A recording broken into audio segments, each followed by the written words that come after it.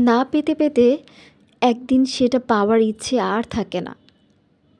নীরবতা মানুষকে গিলে খায়।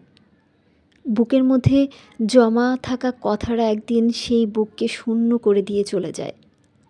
যে সম্পর্কে যত কম কথা হয় সেটা ততটাই ফ্যাকাশে হয়ে ওঠে। অনেক দিন পর আর আর কিছুই খুঁজে পাওয়া যায় না। অজান্তেই সব কিছু শেষ হয়ে যায়। এক অদৃশ্য দূরত্বের দেয়াল তৈরি হয়। তারপর সেটা অতিক্রম করা ভীষণ কঠিন হয়ে পড়ে।